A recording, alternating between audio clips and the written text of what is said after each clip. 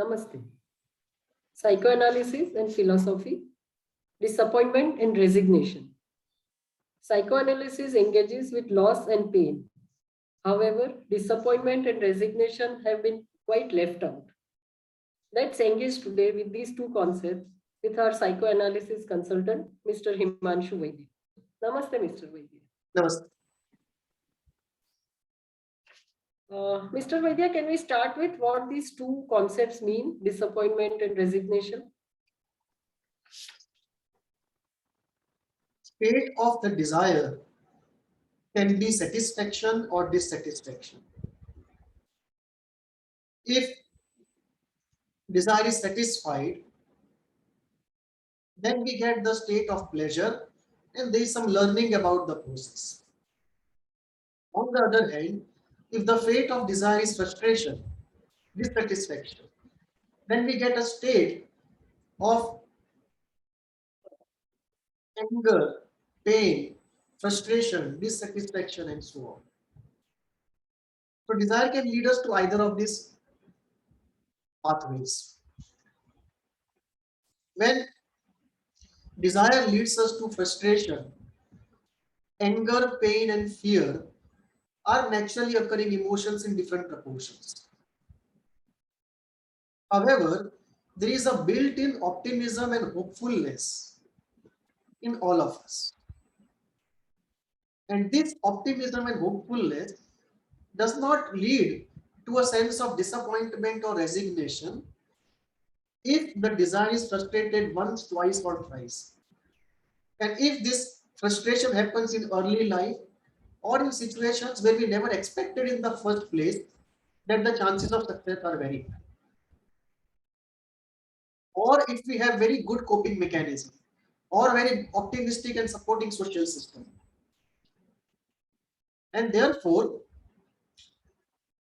in the normal course of life, especially in the first half of life, the phenomena of disappointment and resignation generally don't occur. Exceptionally, however, if frustration of desire is too deep and too repeated, and hopelessness is slowly setting in, then disappointment can happen even in early life. However, usually it happens in the second half of life, post 35. But in early life also it can happen if the frustration of desire is too deep, too frequent, and the situation is such that any alternative doesn't seem to be feasible. And if one's assessment about one's capability and one's assets, both individual and social, are too inadequate. In such a situation, repeated frustration of desire can lead to a sense of disappointment. So disappointment is a state which sets in when repeatedly desire is frustrated. And when we look at future, there doesn't seem to be much hope. So when desire is repeatedly frustrated, a hopelessness sets in. And hopelessness and disappointment go together. As hope reduces and hopelessness increases, beyond the point, disappointment sets in. And when disappointment is too deep and endures for a long time, and after it goes away and we again try positively towards something, yet again disappointment happens, then repeated bouts of disappointment finally lead to resignation when we completely give up. So extreme frustration of desire and hopelessness leads to disappointment, and disappointment too deep, too long, too enduring, coupled with a complete hopelessness about the future, ultimately leads to resignation. And disappointment and resignation are very important aspects of every human being's life. If you have lived long enough and a normal life with a lot of variety as it is, by and large, everyone would have experienced disappointment and resignation in partial doses. But when these doses become too intense and too deep, then it takes a pathological dimension. However, in general, we all experience it in small proportions, and we pray that we don't have to really experience the full power of these two tragic states.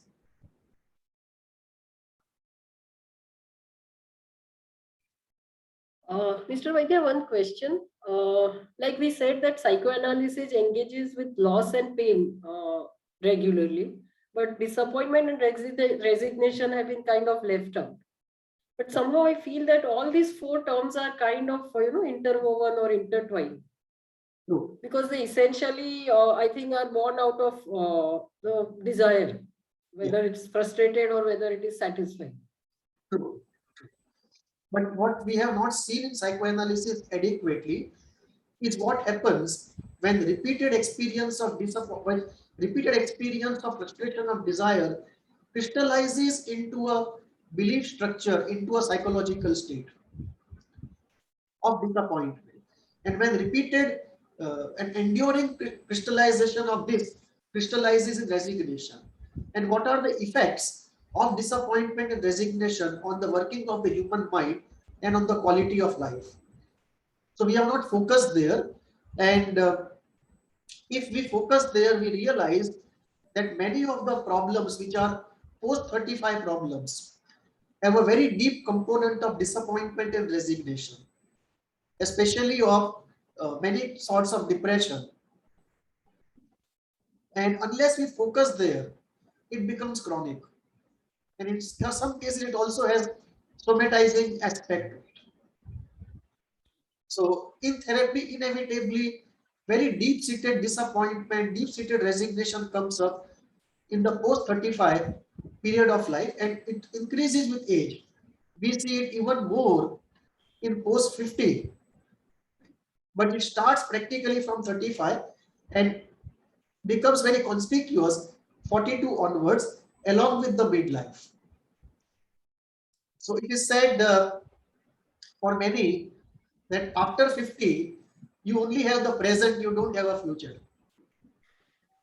So that uh, becomes even more tragic, because we are talking of a situation where you are going senior in age and you have neither future nor present. All you can do is to live in the past and be as happy as you can, because the present and future, with relation to both, you have deep disappointment and resignation. So essentially, like especially in therapy, when you're dealing with the issues of loss and pain, I think the issues of disappointment and resignations also have to be touched upon in a kind of a separate way or crystallized Because during the process. one of the key elements of both these two, it is not one tragedy or one attempt which has failed. It is repetition. And repeated failure is what leads to these things. And age also has a factor to play, because when you are young, you still believe intuitively and naturally that the future is with us and we can fashion the future, and I can make whatever I want out of the future. But slowly the erstwhile future disappoints you.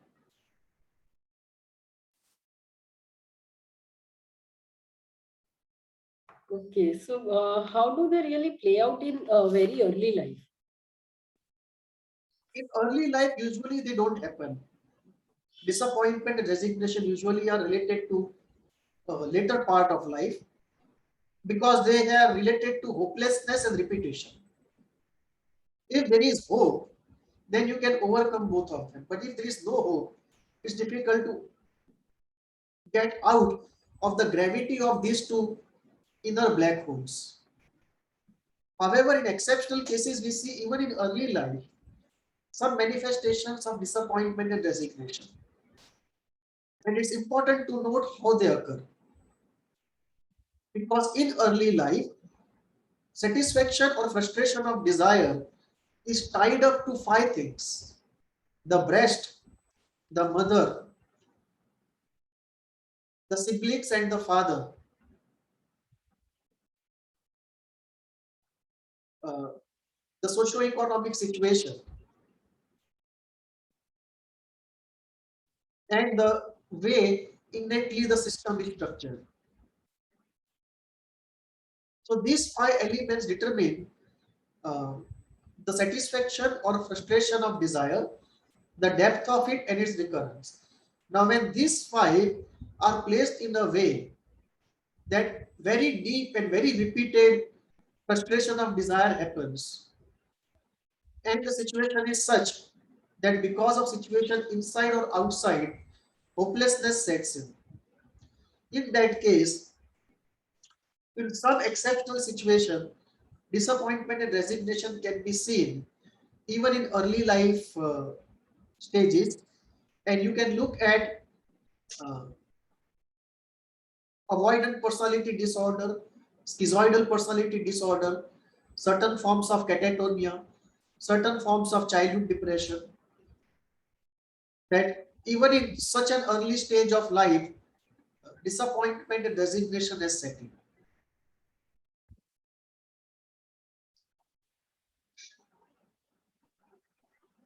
And how do we experience these two things in our adult life?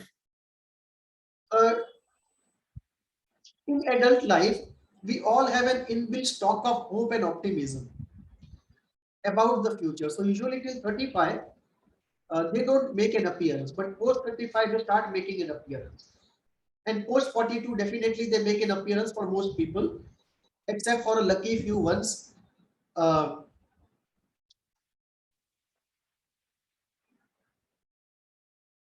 Let us take 2 examples of personal and professional lives. Let us say in professional life, you try repeatedly to do your best, but you cannot advance in your organization. Or you, when you cannot advance in the organization, you start changing the organization. And you do a serial change of organization one after another, but you still can't find the right reward for your talent or opportunity for you. And after changing a few organizations, you start feeling the sense of disappointment, and after some time you just give up. And that is where people often say that somebody has settled down. Many of the cases of settling down have a dose of disappointment and resignation, and some of them of course they don't. They are based upon the fact that somebody is at a good place or somebody is cut out to be satisfied. But there is a group, a large group, where the settling down comes because of disappointment and resignation, and that creates uh, a lack of optimism, lack of creativity, lack of productivity at work, reduces the quality of life, takes away the enthusiasm and the happiness and the energy from man. We often say man dies with his dreams. So there is a partial death in a psychological sense because of the going away of dreams. So in terms of quality of life, in terms of motivation, creativity, productivity, in terms of future outlook, risk taking, in all these areas, there is a slide because of disappointment and resignation slowly setting in. And in many severe cases, it also leads to depression, various forms of depression. On the personal side, you have a similar situation where if one has repeated failures in relationship, every time there is hope and optimism and there is failure, after some time, particularly after you cross 35, a sense of disappointment sets in, and later on resignation sets in, and one gets into a situation of just giving up. So that may create a sense of false peace because you are not trying out anything, but it does lead to a reduction in enthusiasm, happiness, and the quality of life. Because in that, after that, you are just living a very ordinary, monotonous life. In the worst case scenario, you are waiting for death. Often people also have passive death wishes. They are not suicidal, actively speaking, but they have passive death wishes. And I wish someday everything comes to an end and I'm relieved of this. Not that the person is going to do anything, but these are passive death wishes. Much before the suicidality range starts, but this is much later than the reduction in quality of life. So this whole spectrum from reduction in quality of life to passive death wishes to active suicidality, in extremes, these are the scenarios, but more general is the reduction in enthusiasm, joyfulness, youthfulness, productivity, creativity, and quality of life. And most common pathological manifestation is various shades of depression. Of pathology that this is how we experience them in our adult life in a kind of day-to-day manner. But how do they relate in pathology? Uh, Both disappointment and resignation are related very intensely. In most cases, when we talk about schizoidal personality disorder, avoidant personality disorder, or catatonic withdrawal, or very deep rooted depression. So, these are some of the pathological states where inevitably we find disappointment and resignation to be at work. And these two are at work mostly in very chronic situations because it is something that builds up over time. So, in these groups of pathological states, you do find that when you try to get into therapy, inevitably disappointment and deep-seated resignation are at play, in along with other factors also. How do they really manifest in terms of pathology? Can you describe a little? Uh, Take for example, avoidant personality disorder and schizoidal personality disorder. In both cases, somebody tried to relate to another and the attempt failed miserably. And repeated failure of the attempt led to disappointment and resignation, where the in schizoidal, there is a tendency to just not get into a relationship. And in avoidant, there is an active fear of it.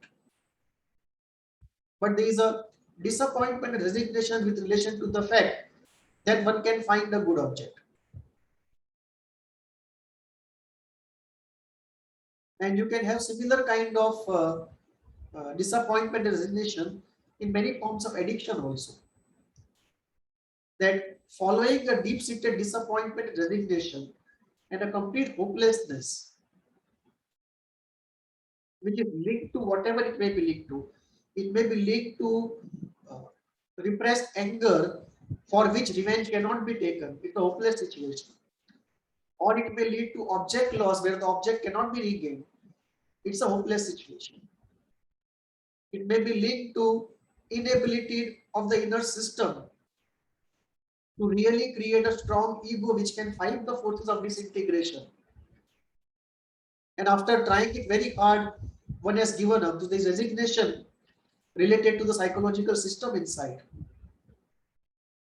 So in catatonia, one just does not believe that anything that one wants or is good can happen in the outside world, or something horrible will not more than offset anything good that there is.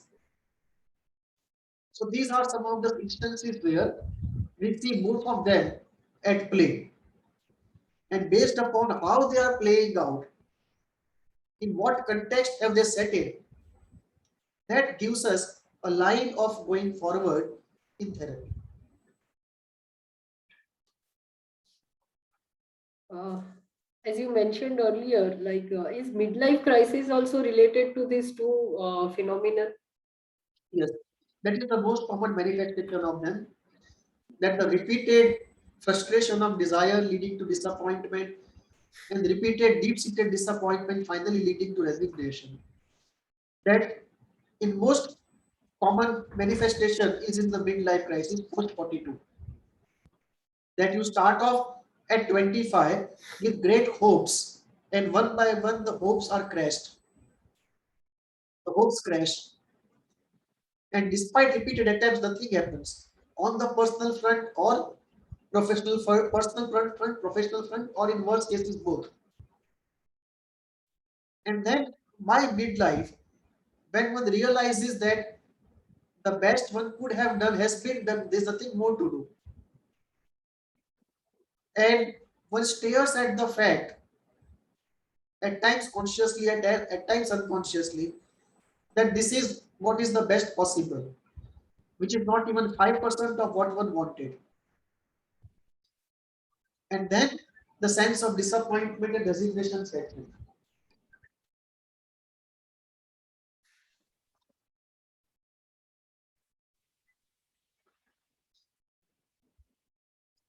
And this is where the midlife crisis often has a very strong element of disappointment and resignation.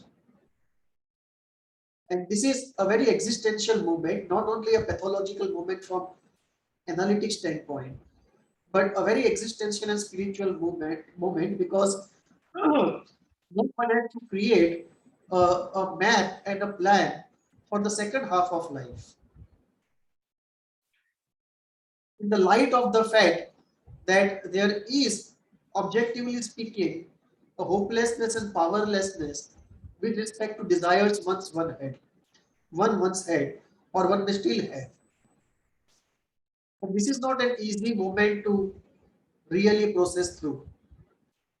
It's a very painful state, it's a very difficult state to really go through and come out of. And this is very important in any midlife crisis resolution. What you used to call the stroke of noon and the second half of life. So the stroke of noon often brings with itself the disappointment and resignation, along with many other factors, many other existential factors, which have to be worked through if one has to come out of it and look at the second half of life again with enthusiasm, but possibly with different goals and a different orientation. So, in a way, can you say that, midlife is a kind of a transition from young age to into old age. But if there is a continuous sense of disappointment and resignation, then it kind of becomes a crisis. Otherwise, it's a transition. Yeah, a short term, It can be a transition. a short term feeling of low, a short term feeling of disorientation, a short term reorientation of oneself, a short term change in biology. All of these are natural. Right. But it's like puberty is the beginning of young age, and midlife is the end of young age. So a part of life comes to a close, right? And it's as biological as it's psychological. Right. So kind of transition is happening in the hormonal sense, I mean physiological sense, psychological sense. But if these two things have not been or have been repeatedly happening in the person's life, then it can turn that phase, a transition phase, into a kind of a crisis which needs to be addressed in a more active way. And if we don't, then the crisis can just become permanent in a chronic way at different levels of intensity. And this is unfortunately what happens to many people either after 42 or after they retire.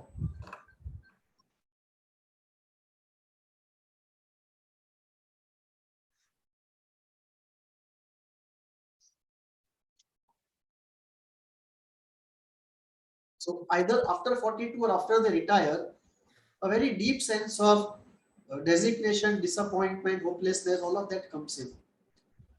And that sets in many issues, psychological and physiological both. And many people are just not able to come out of it.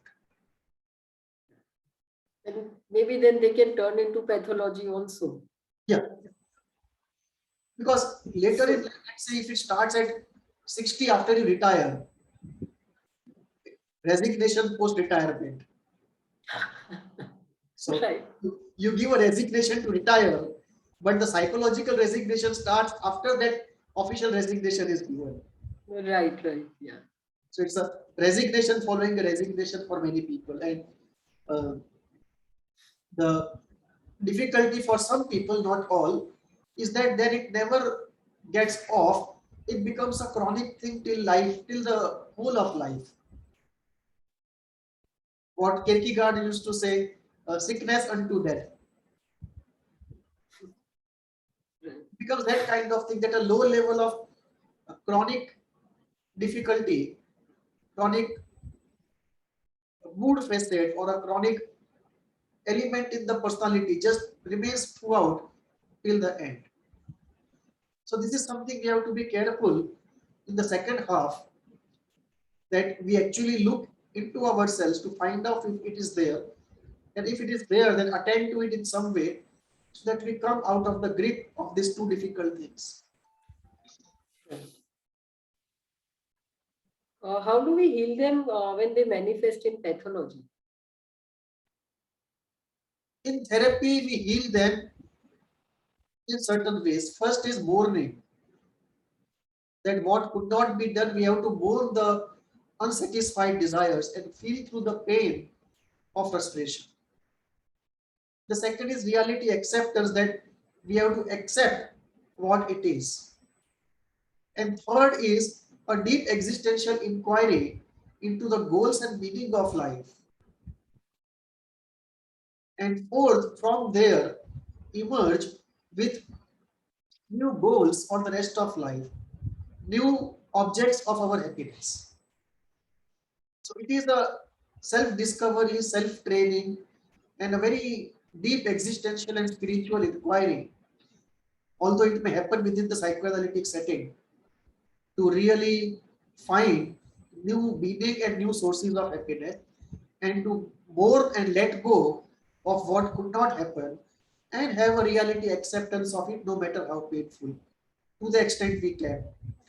So this is how therapy proceeds, which starts with the traditional psychoanalytic mourning reality acceptance part, but soon gets into a deeper existential spiritual aspect of meaning and the source of happiness, and allows the person or helps the person to create an idea of a good life.